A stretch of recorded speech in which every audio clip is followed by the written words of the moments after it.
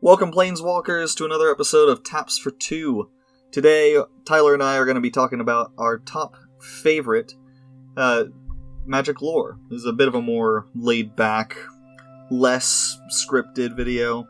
Yeah. Just talking. Yeah, go ahead. Oh, I was just going to say, yeah, because, like, on the surface, it doesn't necessarily seem like this is related to Commander, which is kind of what, we want to focus on, but, like, I know when I, like, build decks and I look at cards that I like, lore plays a really big part in it. Like, with the theme decks that I like to make, like, I like to tell stories with them, and so knowing the lore, especially behind, like, a bunch of my favorite characters, which I've got two of them, that I want to cover in here, and spoiler alert, they're both mono black. Well, one of them, they're both black. I guess I forgot Sorin is mostly Orzhov at this point. Spoiler alert, one of them's Sorin. Spoilers. Yeah, we're gonna cover a few stories, origins of certain characters, some overarching stories from a couple sets, just our favorite stories out of Magic's history. Yeah, which was something I was really, because obviously we both have our notes up. And I was really interested to see what you would pick, given how relatively new you are to the game. Yeah. And looking over your notes, like, the second, like, I'm gonna say, like, 2/3 of your notes I kind of understand, because they kind of happened somewhat recently. But the first story that you want to launch into kind of, actually surprised me, just based on how old this game is. Yeah. So the first story I'm going to look at is the origin of a Planeswalker, Karn. He is the only known artificial Planeswalker. The only one that... Actually, that's not entirely true anymore. Oh, yeah? Calyx, from this most recent set, was created by Klothys. Okay. So there's kind of an argument... I guess... He was the first artificial Planeswalker. He'd be the only Planeswalker who's not... biological. He's not mortal. Or I guess Calyx isn't mortal either. Yeah, we don't really know what Calyx is. Karn's the first artificial Planeswalker. Yeah, the first. My favorite little bit about him, just before you launch into the story, is, so Karn was a legendary creature before we had Karn liberated as his first Planeswalker. He was Karn the Silver Golem. And he was a 4/4. But whenever he attacked or blocked, he got -4/+4 until end of turn. So he became a 0/8, which is hilarious because Karn's a pacifist. So he can't actually fight, but he can defend himself. Yeah, we'll get into why he's a pacifist as well. We get to see that. Actually haven't, because of how big and extensive, like, the early lore is. There was a couple little bits that I like, but Karn's story is kind of one that I really glanced over because it seemed like there was so much of it. So it's one of the only parts of, like, the early days of Magic's story that I really know much about. In that case, why don't we get started? Tell me about our Karny boy. Yeah. So Karn was crafted by the Planeswalker Urza, who is a legendary artificer. We got his first real creature card. I know he was technically an old man card or whatever. Yeah, the blind seer, and then we got his head. Yeah, we got his head in an unset as a Planeswalker. That's his so you're talking about High Lord Artificer from Modern Horizons, which is an insane card. It would make a great commander, but it's so expensive. I actually pulled one at that pre-release. Yeah. Which is crazy. But anyways, Urza is a Planeswalker. He crafted Karn out of silver to be an assistant, and Karn is a sentient machine, but machines in the world of Magic cannot naturally obtain a Planeswalker spark. Right. And we'll get into how... Because you have to be sentient, and you have to have a mortal soul. Yes, those are normally the requirements, and we'll get into how Karn is the exception, or an exception to that.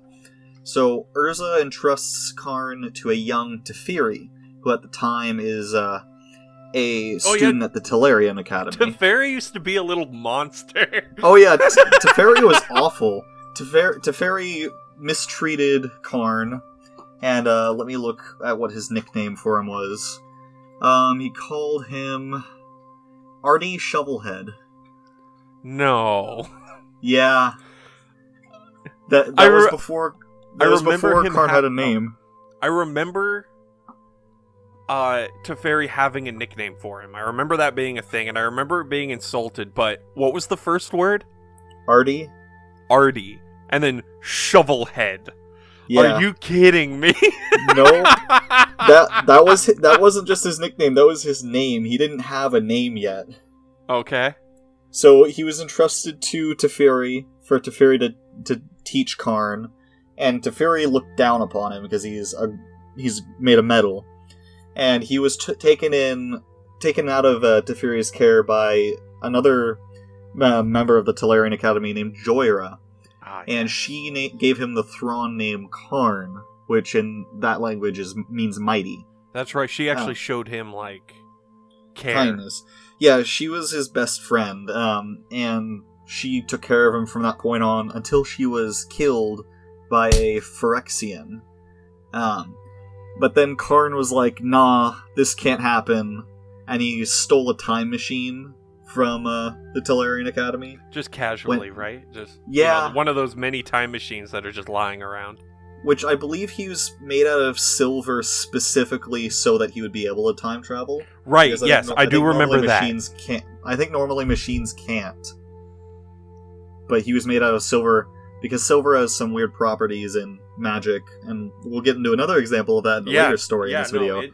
That's the other thing I really like, is they state that silver has those special properties, and then they actually keep it over the course of... over years. They remember it years later. So Karn takes the time machine back to save Joyra. He succeeds, but the time machine is destroyed, ripping this, temporal hole in the Tolarian Academy. Rip.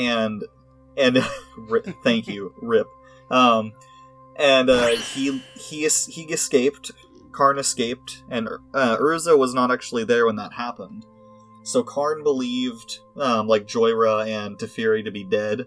So he goes and finds Urza, and I don't know what they do in between that happening and them returning, but there are a few years that pass before Urza returns with Karn, and they find Joyra and Teferi alive in a time bubble, and they save them out of the time bubble. I think it was Teferi that saved them and kept them alive, because Teferi does weird time magic. We'll see him later this year in M21. That'll be fun. Yeah, good old... Crazy wibbly-wobbly timey-wimey stuff with Teferi. Idris Elba as Doctor Who, confirmed? I want Idris Elba to play Teferi in the magic show. Yeah, no, I agree with you. I want that to be a thing. But anyways, so at this point, Karn is still not a planeswalker. He is just the silver golem. It takes a bit to get there. So Karn served his master for years, and he even joined the Weatherlight crew from time to time. I believe during this time... Real quick, when you say he served his master, are we still talking about Joyra, or are we back to Teferi? We're talking about Urza. Oh, okay, so he's back with Urza now. Yeah, I believe Urza just gave him to Teferi to teach him, and he was built to serve Urza. So, okay. I believe during this time, Joyra left the Tolarian Academy, and Karn was sad about that. So he thought that helping the Weatherlight crew would take his mind off of it. After another member of the Academy, Baron, showed concern for Karn's mental health, Urza put a mental block on Karn so he could only recall the most recent 20 years of his life. But a lot of people, put Urza as, this great hero. Urza's, pardon my French, but Urza's kind of an ass. Yeah, he is. That's not a good solution. Urza's kind of a monster. Yeah? I'd like to see more, Urza cards and get to know Urza a bit more, but he's not cool. But anyways, Karn kept a photo of Joyra and repeated to himself every night, "Joyra is my friend," so that he would never forget her. Aww. Urza decided that his creations, that he collectively referred to as the Legacy, would need a human bloodline to watch over them. That's where we get the Capuchins. Yeah, he bred the Capuchins and Dominaria as like these. That's the weirdest way to put it. It's just, he just bred this bloodline of people like dogs. That's basically what he did. He wanted to make the perfect family to watch over the Legacy. There was a friend of the family who I believe was the stepbrother to one of the Capuchins named Vuel, or something like that. I don't know how to pronounce it exactly, but he went and stole the Legacy, and in Karn's attempt to retrieve it, he was tricked by Vuel into killing an innocent person, and then Vuel froze him with the touchstone, the touchstone, which I believe is another one of Urza's creations.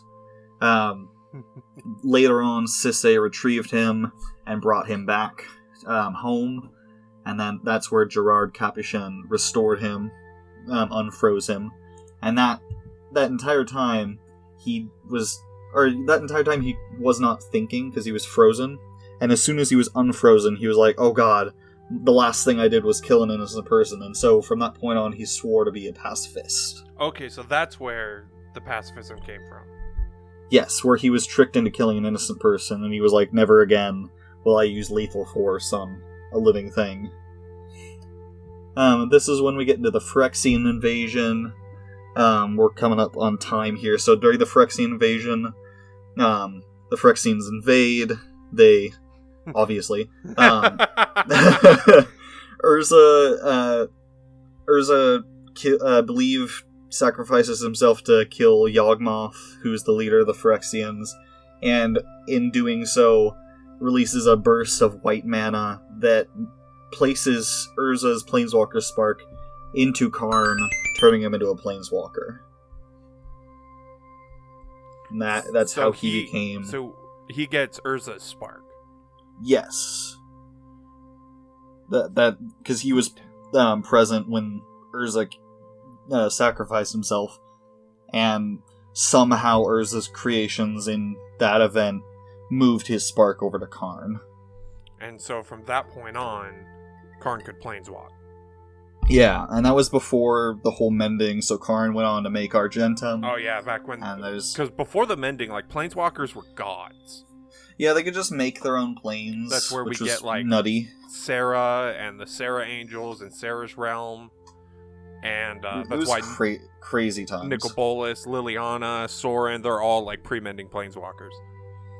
Yeah. But anyway, that's the end of my Karn story. There's more to it, but that's how he became a planeswalker. Yeah, where the pacifist is currently planning the genocide of another plane. he's planning on genociding New Phyrexia. Yeah, he wants the Phyrexians dead. Which is like the only exception to his pacifism. So he's a pacifist, except for when he isn't. But, anyways. But no, on the subject of things that kind of fulfill the roles for a Planeswalker Spark, but can't actually get them, are demons and angels.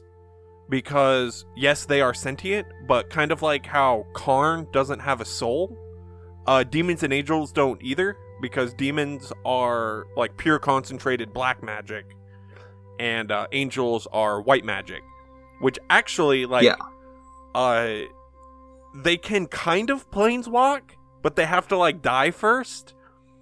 Because when they die, their mana like goes back into the Blind Eternities, and then they can like at a later date manifest on a different plane. But that's strange, right? But that's like obviously not like true planeswalking. But right. Ob Nixilis is if you've seen his most recent card with the Hate Twisted, Ob Nixilis is a demon. He is like clearly a demon that can planeswalk. But yes, the reason he can planeswalk is because he wasn't always a demon. He was human, and sorry. Yeah, no worries. And while he was human, he was a warlord on this, like, I don't think we've actually been given the name of the plane that he's from. But he was from this plane that was just constantly at war. And he ended up getting, like, outsmarted by some of his opponents and ended up in, just casually like you do, inside a demon summoning room. And so like you do, he sacrificed. Well, first of all, I want to know what that room is doing on just there, and he ends up sacrificing his men in order to have demons help fight off the enemies that have him trapped.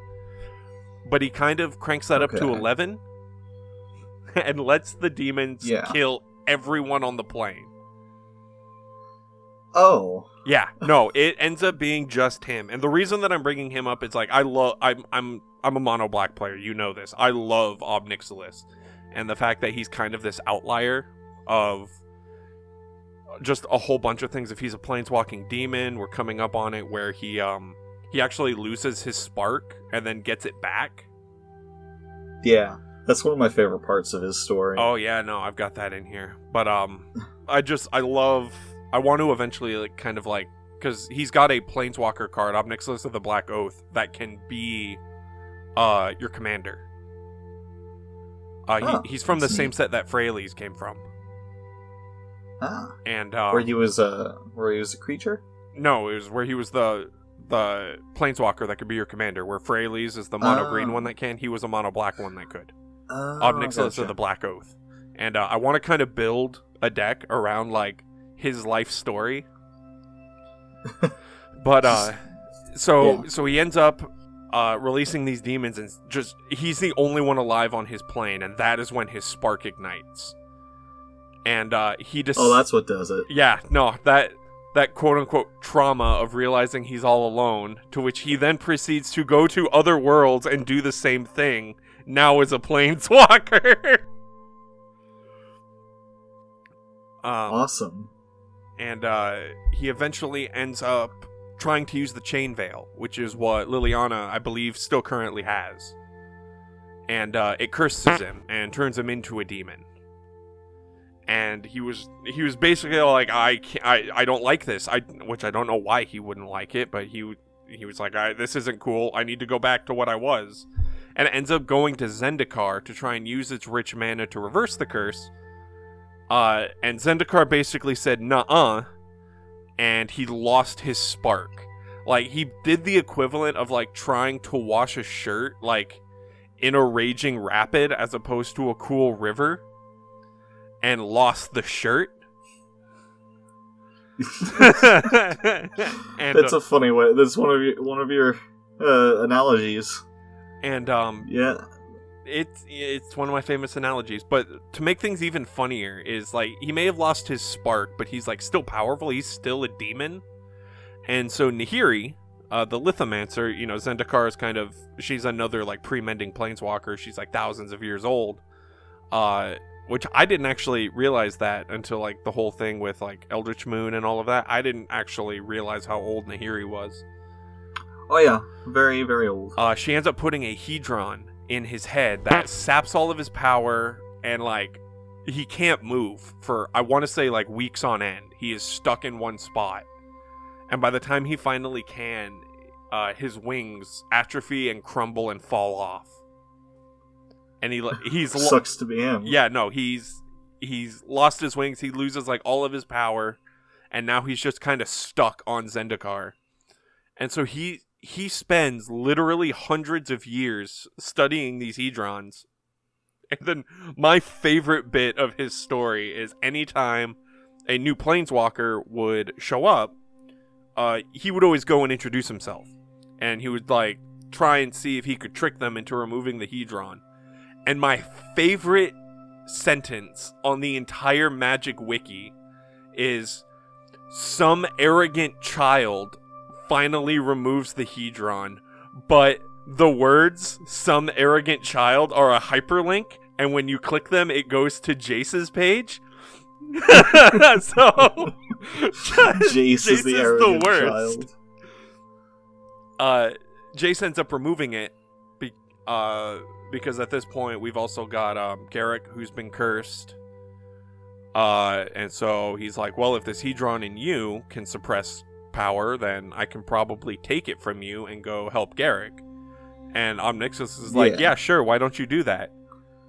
And so he does, and then he gets his wings back. He's free. And he gets like most of... He's free! Technically, but he's back to being... He's still not a planeswalker. Right. But he's back to being a full demon. And so, like, with all the cards of him that have been printed, like, chronologically, you've got Omnixilus of the Black Oath, who's a planeswalker, and he's a human. And then you get Omnixilus the Fallen, which is a legendary creature demon. But he's got no keywords. He doesn't have flying. He doesn't have anything. And then you get Omnixilus Omnixilus Unshackled, where he is back to being... He's still a creature, but he's got flying and trample again. So he's back to being a demon. And then, at this point, like, the Eldrazi are free again, and... like, you know, Jace and Gideon and everyone has formed the Gatewatch, and they're like, alright, we're going to bring everyone to the Sea Gate, and we're going to make this ring of Hedrons, and we're going to trap Ulamog in it, because at this point, no one knows where Kozilek is, and no one knows where Emrakul is, but Ulamog is going wild.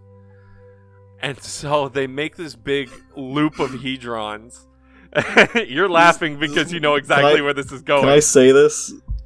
Can I say it? Yeah, give me 1 second, because they end up like it starts to work. Like they get Ulamog into the ring, and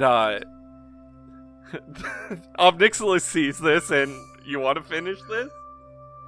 Yeah, Omnixilus having studied the Hedrons, is like, oh hey, did you guys know that Hedrons can reignite a spark? Also, here's Kozilek later. Yeah, he comes in, he siphons all the power, gets his spark back, and then brings Kozilek back to the surface. And then planeswalks away immediately. I don't know if he does immediately.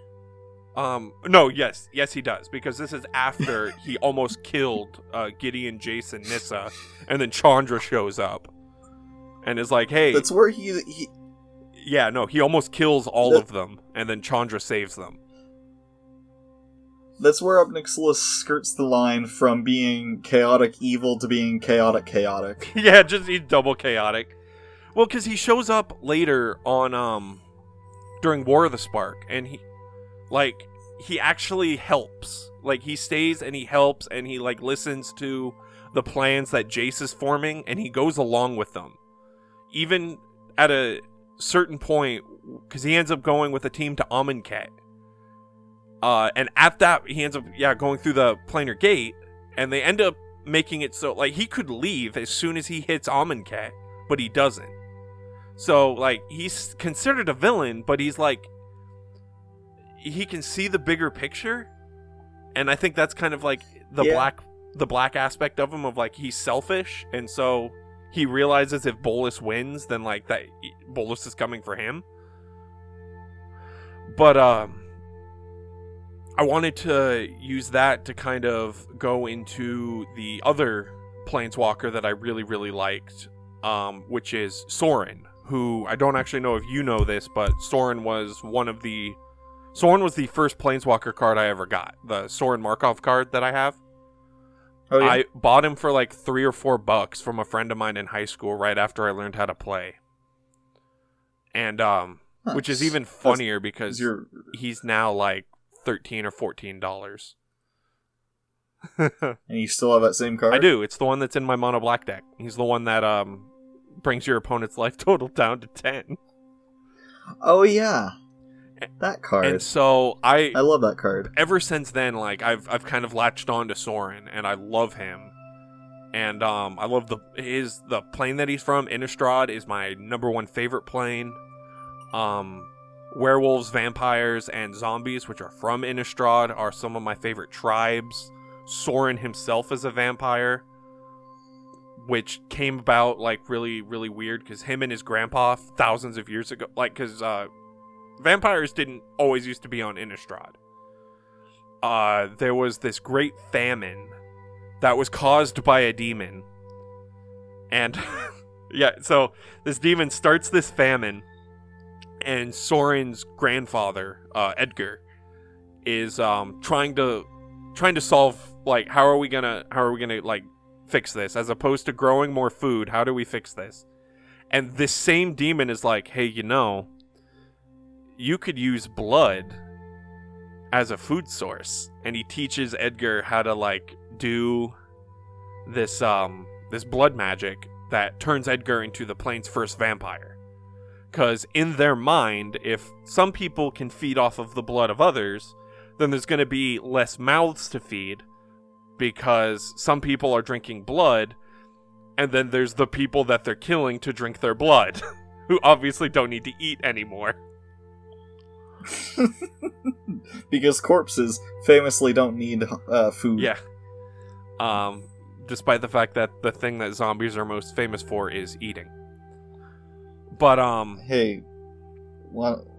but, Soren, they don't go into a ton of detail on it, but I don't think Soren necessarily wanted to become a vampire. Because, but his grandpa forced him, and the trauma is what caused his spark to ignite, and he immediately planeswalked away. And unfortunately, because of how old he is, we don't have, like, a ton of info on, like, what his early life was. I thought I had found a thing that mentioned how he created planeswalkers on Innistrad, or not planeswalkers, he created vampires, which was him just kind of wandering around, not really knowing what he was, and just feeding on people, and then not realizing he was turning them into what he was, but I couldn't find anything to back that up. And so all that we really have is that because of, like, how old he is, and because he's a pre-mending walker, he had all this power, and because he was originally centered in mono black, he would just kind of planeswalk away for years and years at a time, and just kind of go do whatever his heart desired.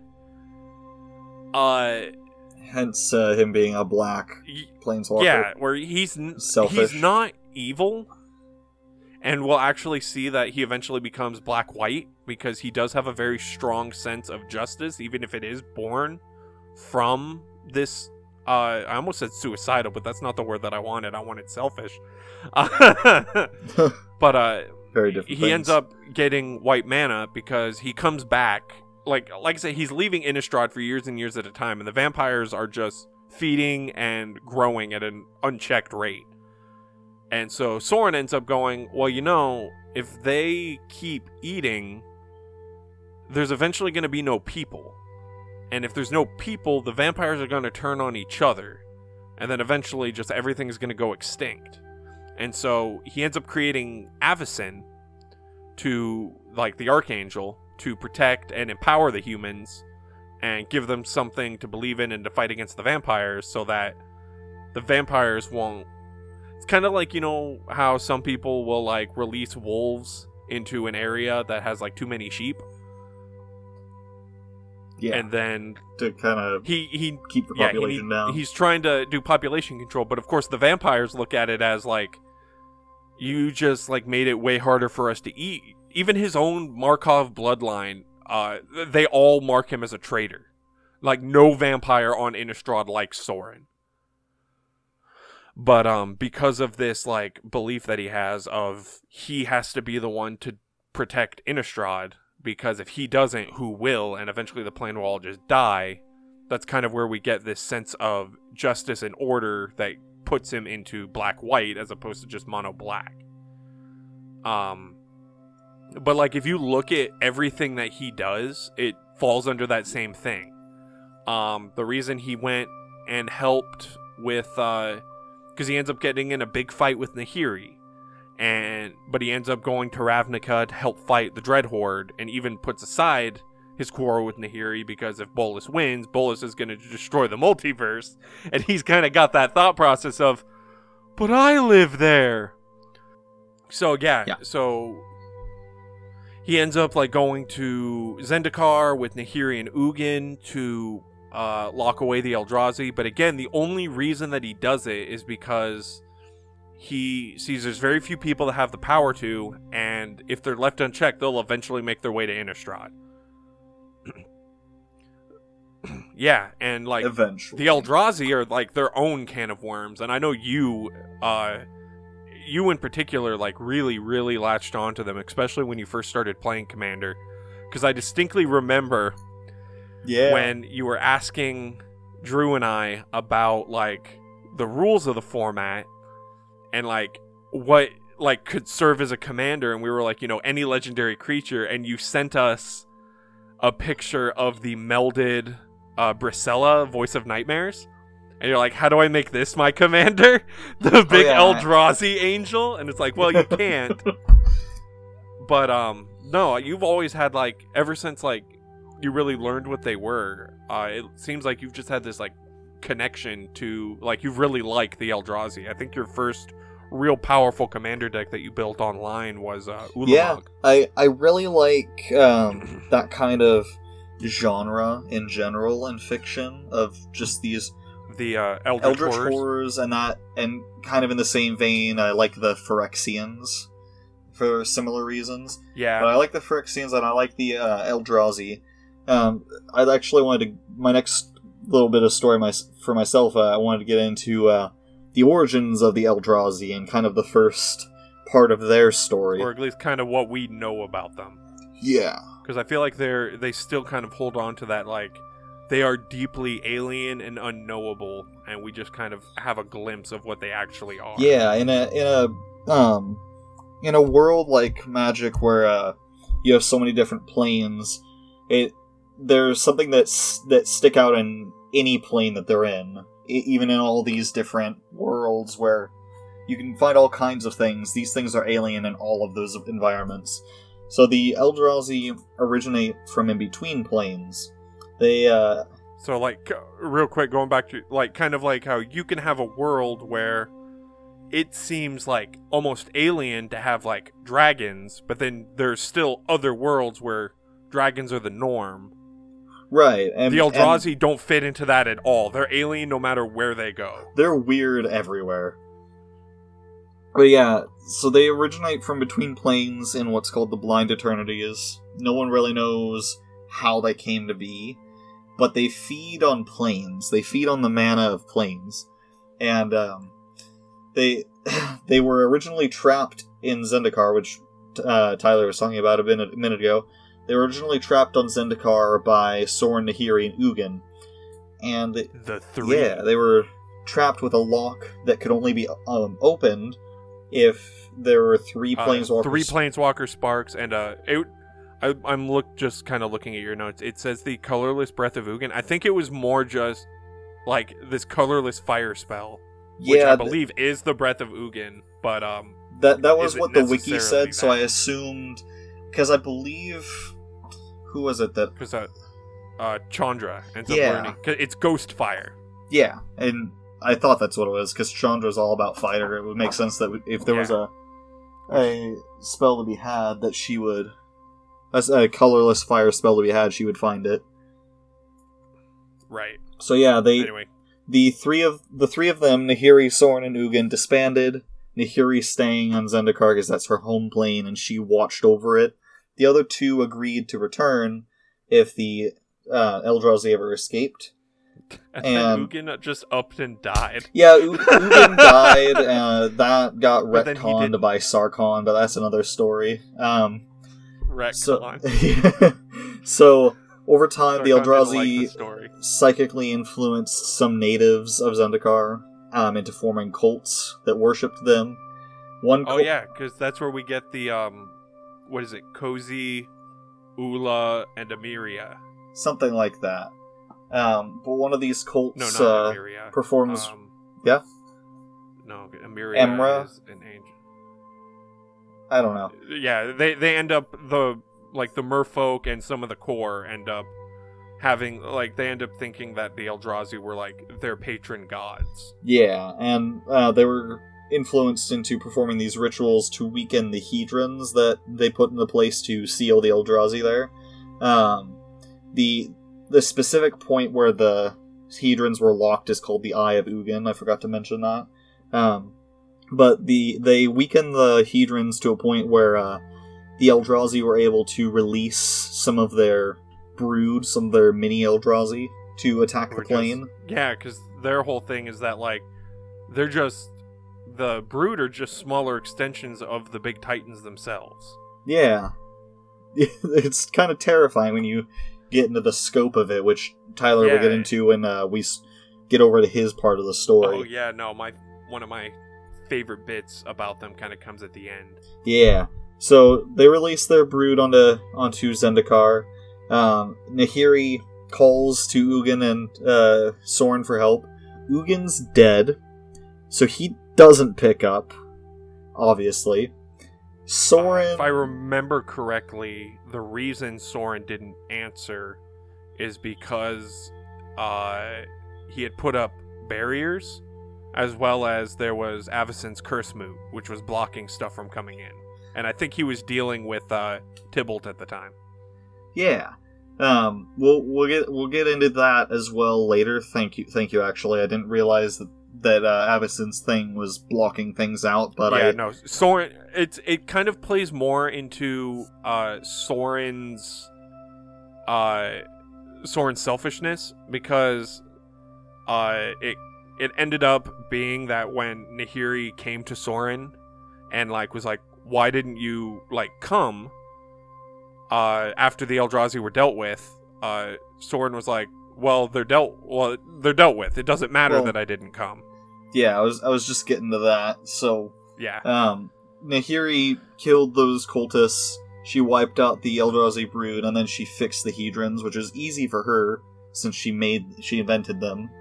And then once everything was hunky dory, she went off to find out why Soren didn't come.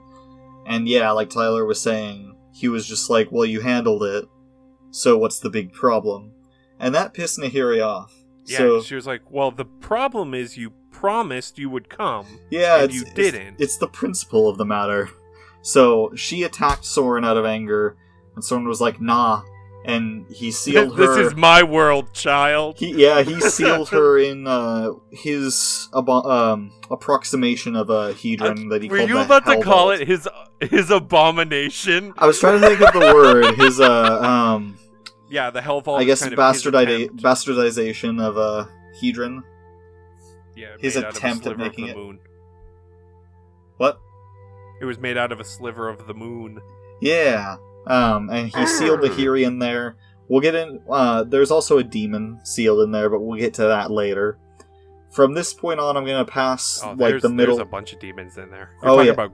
real quick, you're talking about Grizzlebrand, right? Yeah, Grizzlebrand. So Grizzlebrand... Then specifically, the archdemon Grizzlebrand is in there. And that'll come into play later. But for the time being, I'm going to pass the middle part of the Eldrazi story on to Tyler. Which I'll kind of, keep quick. It was just that, what I really liked about the Eldrazi was that even they aren't, fully indestructible. Because, in the same manner that, the little broodlings are extensions of the Titans physical bodies that are on Zendikar aren't even them. They're still technically in the Blind Eternities. And so when they quote-unquote sealed them, it was the equivalent of, nailing someone's hand to the ground, where the rest of them is fine, but they can't really leave because they're stuck there. Yeah. And so... How are they released? How'd that happen? They ended up getting released because Bolas ended up tricking Sarkhan, Jace, and Chandra all to show up at the Eye of Ugin, and so they had the 3 Planeswalker Sparks, and then Chandra had the Ghost Fire, and so Bolas ended up tricking them into undoing the lock. And then Zendikar was attacked by the Eldrazi. But not all 3 of them, though. Yeah, no, as soon as they released, Emrakul left. No one knew where Emrakul was during this entire time. Kozilek kind of went into hiding, and Ulamog was like, cool, more for me. And then after everything that happened with Obnixilis and Kozilek came up, the Gatewatch was like, alright, we need to come up with some way to deal with this. And what's funny is Ugin didn't want to kill them. Ugin wanted them to be locked up again. Ugin was actually furious when they ended up dying. Because he was studying them, wasn't he? Something like that. but he ended up, because like nothing was working on them, and he ended up like using the analogy of, imagine like the plane of Zendikar is like a pool with all the people living on the plane as the fish in the pool, and the Eldrazi are just like a man that like is sticking his hand into the pool, and his hand is like the manifestation of the Titans. If you hurt the hand, the dude's just gonna pull it back and then come back, and you haven't done anything. And so the solution is to pull him into the pool. Yeah. And so that's what they did. And then Chandra's idea as a pyromancer is to burn them down. Because what they ended up doing was Nissa and Jace traced the Zendikar ley lines and used them basically as rope to grab hold of them and pull them into Zendikar, while Gideon is fighting off the Brood. And then they've just got the actual physical Titans there. And then Chandra's like, hey, but what if we set them on fire? She set the ley lines on fire. And then, yeah, just killed them with fire. But only killed 2 of them because Ugin, after like chastising Jace, was like, Jace? After chastising Jace, was like, remember, they came in 3. Chase Bellerin. And so it kind of came up with, where's Emrakul? And I'll kind of let you take over from there, because what ended up happening with Emrakul was like really, really cool. Oh yeah, I love this story. Really Emrakul. It's not. Yeah, it's cool. To close out the story of the Eldrazi is the events that happened in the set Eldritch Moon. So first off, Nahiri is freed from the Hell Vault when the Demon Lord... during the events of Avacid Restored. Liliana convinces Thalia to break the Hell Vault. Okay, yeah. So the Hell Vault's broken, Nahiri is released, and she planeswalks back to Zendikar to find the Eldrazi laying waste to it, and then after the events of Battle of Zendikar, she swears vengeance upon Sorin. She's real mad that he didn't help, and mad that he sealed her in the Hell Vault. And then she returns to Innistrad, destroys Markov Manor, and then encased its inhabitants in stone. In the most brutal way. Yeah, no, she didn't... Saying she destroyed Markov Manor is, like, way too nice for what she actually did to it. As a lithomancer, she's an earthbender, essentially. She basically just collapses the place, just pulls it apart with magic.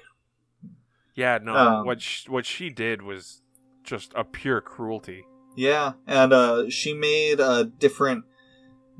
They weren't hedrons, but she made something similar called cryptoliths, and channeled the energy of the ley lines, using them to just summon Emrakul. She was basically like setting up a beacon that was like, hey Emrakul. Hey Emrakul, come There's here. a tasty snack here in Innistrad. Basically, the Eldrazi, Kozilek and Ulamog had laid waste to her home plane of Zendikar. She wanted Emrakul to do the same to Sorin's home plane of Innistrad. Yeah, Sorin, I think her exact words were Sorin was going to bleed like she had. Yeah. So Emrakul shows up. She's held back by the maddened Angel Avacyn, but she's going crazy. She influenced at it. Avacyn was on her side. Was she that's why Avacyn went crazy. It was Sigarda who was holding her off. Oh, when I read about this story, it said that Avacyn was holding her back. She might have been, and okay, no, I think I know what it was. It was Avacyn was trying to keep her from coming to Innistrad, and in the process of that was going mad. And then eventually, it was the process of her holding her back that made her go mad, and then when Sorin eventually had to unmake Avacyn, there was nothing holding her back.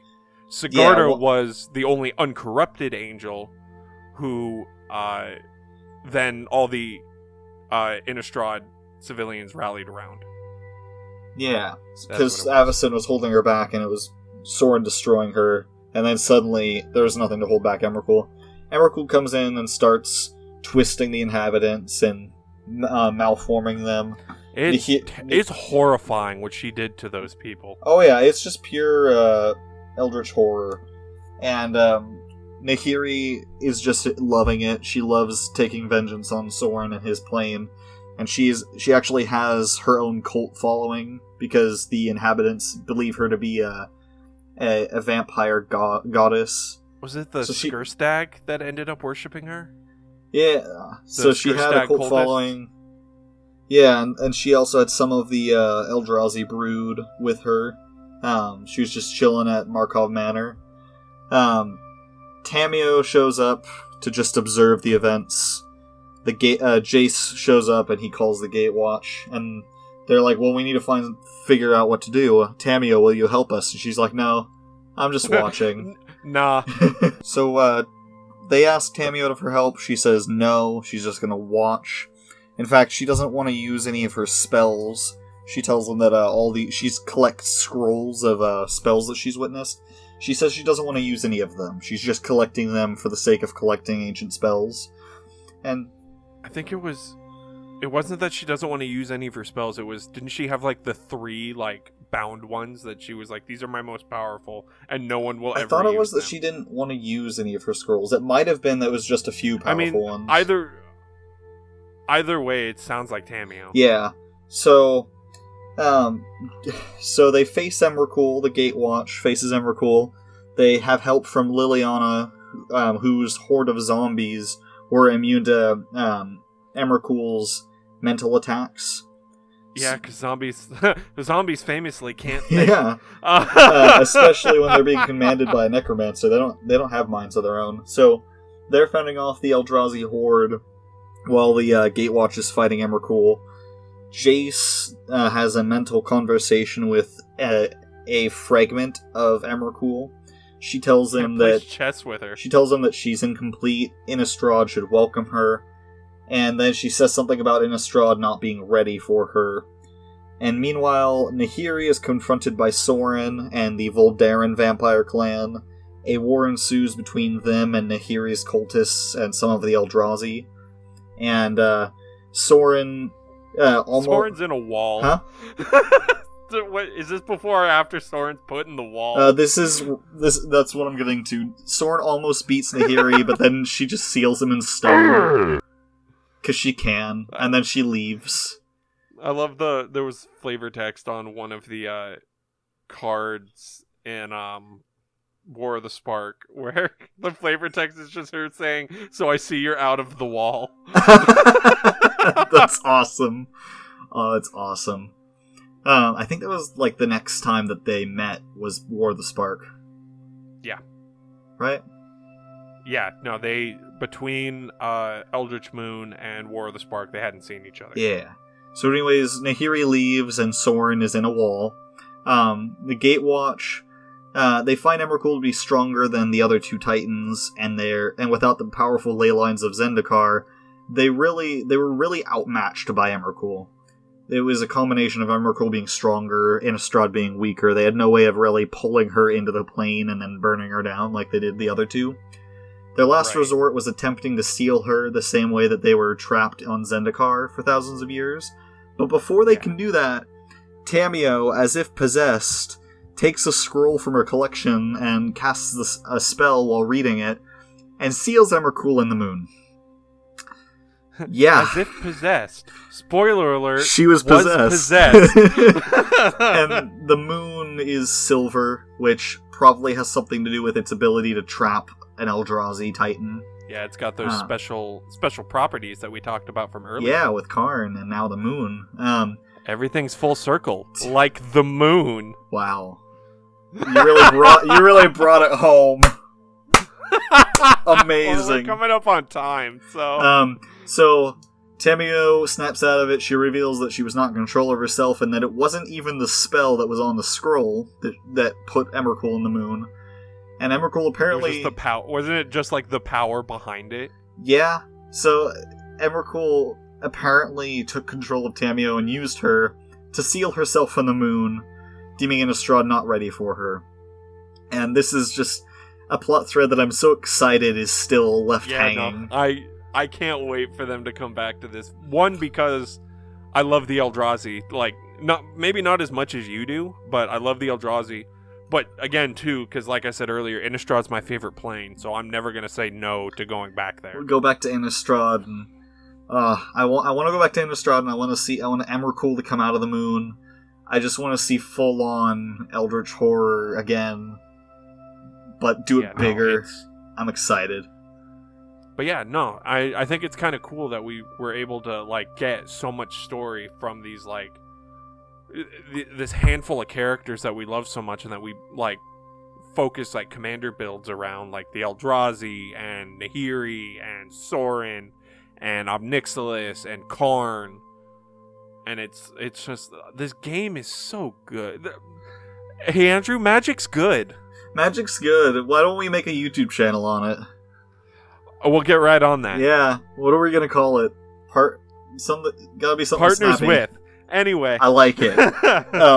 But yeah, Magic would be good as a card game if it was just the mechanics, but it's made infinitely better by the story behind the cards, and you can really see that in card art, in flavor text, and even in the mechanics, which we go a little bit into in our Taste Cardboard videos. Yeah, but I don't remember if Taste the Cardboard comes out before or after this, but if it's not out yet, go. If it is out yet, go watch it. If it's not out yet, go watch it. All right, you want to wrap this up? Yeah. Thank you all so much for watching. Post in the comments your favorite lore bits from Magic's history. If you enjoyed this video, leave a like. Consider subscribing if you want to see more. And you all have a nice day. Yeah. Later.